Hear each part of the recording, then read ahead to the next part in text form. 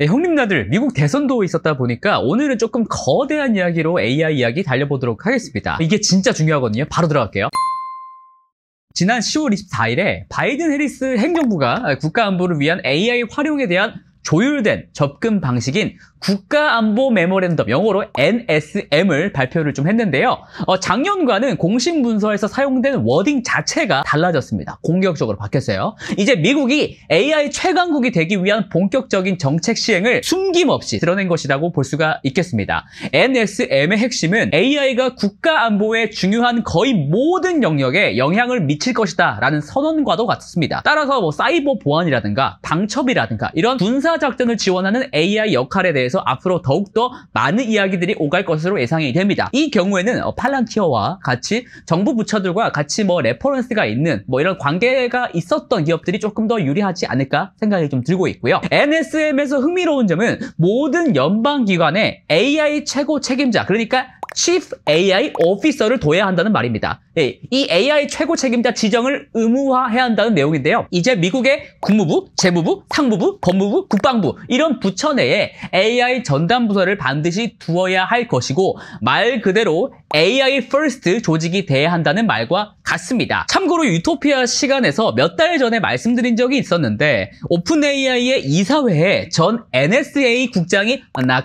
나카소네라는 분이 있었던 거 기억나시나요? AI 연구소들은 이제 정보기관이라든가 군대와 의무적으로 협력해야 한다는 것을 시사합니다. 이와 관련해서요, 무엇보다도 관심이 갔던 부분은 중국을 포함한 적대 국가의 경쟁과 잠재적 충돌에 대해서 NSM이 암시했다는 것입니다. NSM은 미국이 최고가 될 것이고 다른 나라들에게 AI 기술을 어떻게 다뤄야 할지 알려주겠다라는 속내를 딱히 숨기지도 않았습니다.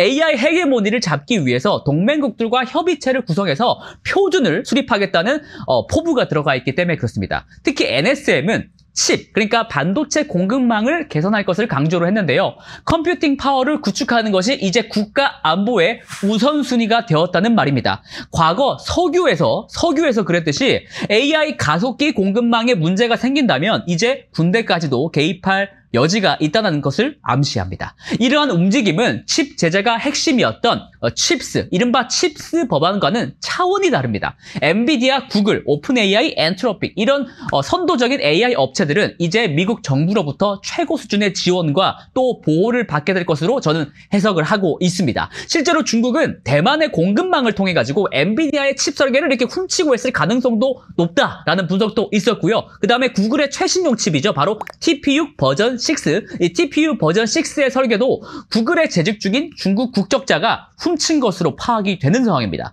또한 10월 28일에는요. 미국 재무부가 이번에는 중국의 AI, 반도체, 양자 컴퓨팅 분야에 대한 미국의 투자를 제한하는 최종 규정까지 발표를 했는데요. 기술 패권 경쟁의 새로운 장을 여는 전환점이라고 볼 수가 있습니다. 이번 규정에 따르면 군사용 AI 시스템을 개발하는 중국 기업에 대한 지분 투자, 그리고 첨단 반도체나 양자 컴퓨터를 만드는 중국 기업에 대한 미국 기관들의 투자가 전면 금지됩니다. 이것은 단순한 수출 통제를 넘어서 중국의 군사력 현대화를 견제하려는 전략적인 의도가 분명하고요. 미국이 중국과 더욱더 벌리려는 의도로 해석할 수가 있겠네요. 자, 종합해보면 NSM과 미국의 대중국 추가 제한 조치가 미국 정부가 드디어 AGI의 심각성을 이해하고 본격적으로 움직이기 시작했다는 것을 의미하게 됩니다. 엔비디아의 젠슨항 CEO가 전 세계를 돌면서 국가 주권적 AI, 그러니까 소버린 AI라는 것을 가지고 각 국가를 돌며 세일즈를 하고 있고 또 그게 먹히는 데에는 다 이러한 이유가 있는 것입니다. 인류 역사상 거의 모든 기중자원, 그러니까 토지, 향신료, 석유, 그리고 핵 이런 것은 경쟁을 불러왔습니다. 그래서요, AGI 확보 경쟁이 앞에서 열거한 것들과 달리 유토피아로만 이끌 것이다라는 기대는 다소 순진한 생각이 아닐까라고 생각이 듭니다. 물론 이 코너는 유토피아지만요. 우리가 잠시 잊고 있던 강대국 간의 첨예한 대립과 긴장이라는 역사적 패턴이 다시 돌아오는 순간이 될 수도 있지 않을까라고 저는 우려가 되네요. 자, 여러분, 그런데 AI 발전은 지금 미국만이 이끌어간다라고 생각을 하십니까? 어느 정도는 맞는 말 같습니다. 네, 저를 포함해서 사람들이 중국의 AI 실력에 대해서 다소 안일하게 생각하는 이유가 있는데요. 바로 칩 수출 통제와 그리고 주요 AI 연구소들이 미국과 영국에 주로 있다는 것 때문이겠죠. 하지만 중국은 전혀 게임에서 밀려나지 않았습니다. 현재 중국을 제외시킨다는 자세는 2022년 말에 챗GPT가 나왔을 때 AI 레이스에서 AI 경주에서 구글을 제외시키는 것과 똑같습니다. 구글이 깨어났듯이 중국도 곧 깨어날 것이고요. 그래서 우리는 경계를 늦춰서는 안 된다라고 저는 생각을 합니다. 사실 중국은 AI 경쟁에 필요한 재료들을 거의 다 갖추고 있습니다. 여기서 말하는 재료들이라 함은 반도체 칩, 알고리즘, 그리고 전력입니다. 그리고 중국은 SMIC라는 업체를 통해서 국가적으로 7나노 칩을 제조할 수 있는 능력을 입증한 것으로 지금 평가를 받고 있습니다. 엔비디아 A100 기억나시나요? A100이 사용했던 7나노 정도면 AI 경쟁에 충분하다고 레오폴드 아셈브레노라는 사람이 말한 적이 있습니다. 제가 계속해서 몇 번이고 레오폴드라는 사람에 대한 말을 인용을 하는 것은 그가 지난 6월에 예측한 대로 거의 지금 AI 판이 정확하게 흘러가고 있기 때문에 그렇습니다. 그리고 화웨이가 전용 칩을 만들고 있는데 중국에서는 꽤 잘 팔린다고 하거든요. 그런데요, 사실 AI를 훈련하는 데 있어서 가장 큰 제약 요인은 반도체 칩이 아닙니다. 100기가와트에 이르는 전력이고 건설 인프라입니다. 그런데 문제는 지난 10년 동안 중국이 대략 미국의 전체 전력 용량만큼의 새로운 전력 용량을 구축을 해 놨다는 겁니다. 그러니까 AI를 훈련하고 대규모로 배포하는 데 있어서 엄청나게 많은 컴퓨팅 용량을 잡아먹는 큰 데이터 센터를 건설해야 하는데, 이러한 건설 경쟁에 있어서 중국이 서방 세계를 앞설 수 있다는 당연히 우려가 나올 수밖에 없는 상황이라는 거죠. 그래도 다행스러운 점은 각종 환경 검토나 허가, 규제 이렇게 가로막혀가지고 지난 10년 동안 정체되어 있던 미국의 인프라 부분이 이제 트럼프 당선과 그 러닝메이트인 일론 머스크의 등장으로 좀 개혁될 수 있지 않을까라고 기대해 볼 수가 있을 것 같고요. 다시 돌아와서 그렇다면 중국이 가장 부족한 것은 뭐고 미국이 경쟁에서 우위를 지닌 것은 뭘까요? 바로 알고리즘입니다. 그래서 그러한 비밀의 레시피를 지키기 위해서 아까 미국에서 저렇게 MSM이라든가 뭐 각종 규정이라든가 발표한 것들이 바로 이걸 지키기 위함입니다. 하지만 반대로 중국은요, 미국과 달리 민영 빅테크들이 아닌 국영기관에서 패러다임을 바꿀 만한 AI 모델 연구를 선도하고 있습니다. 그러니까 국가 경쟁력의 사명을 가지고 AI 모델을 국영기관들이 개발하고 있다라고 생각하시면 될 것 같습니다. 관련 유력 기관 중에 상하이 AI 연구원이라는 곳이 있습니다. 근데 이곳의 연구팀이 지난달에 메타에서 만든 라마 모델을 사용해서 오픈 AI의 새로운 모델이죠. O1 모델을 마치 복제한 듯한 논문을 내놨다는 겁니다. 지지난 유토피아 시간에서 이 O1 모델이라는 것이 새로운 패러다임을 불러일으키는 모델이라고 말씀을 드렸었는데, 여기에 첨가된 방식이 몬테카를로 트리서치, MCTS라는 것을 말씀드린 적이 있거든요. 이게 중요해요. 근데 이 상하이 AI 연구원의 논문을 보면 그 내용이 정확하게 들어가 있습니다. 심지어는요, 지난 6월에 이미 그러한 방식을 전면에 내세운 논문을 이 상하이 AI 연구원이 내놨던 적이 있다는 겁니다. 그러니까 지난 10월에 나온 연구는 후속 논문인 거고요. 중국 입장에서는 오픈 AI의 O1 모델이 제시한 새로운 패러다임 전환을 어느 정도는 지난 6월에 미리 예상했다고 볼 수가 있는 겁니다. 중국의 관영기관과 미국의 AI 스타트업의 연구 방식이 우연하게 겹쳤을 가능성도 있지만, 아니면 미국 업체들의 방향을 사전에 기뜸을 들었는지는 알 수 없지만, 확실한 것은 알고리즘 부분에서도 미국의 바로 뒤를 바짝 쫓고 있는 나라가 중국이다라는 사실입니다. 이 부분은 사실 한국인으로서 약간 무섭기도 하고, 근데 그래서 항상 그들을 조금 주시해야 되지 않나라고 저는 생각을 하고 있고요. 이제 트럼프 행정부 2기가 들어섰으니까요, 미국과 중국 G2 간의 AI 개발 경쟁이 수면 위로 올라서 더욱더 극적으로 변화하지 않을까, 저는 그렇게 생각을 해보게 되네요. 오픈 AI 소식이 또 박이 터졌습니다.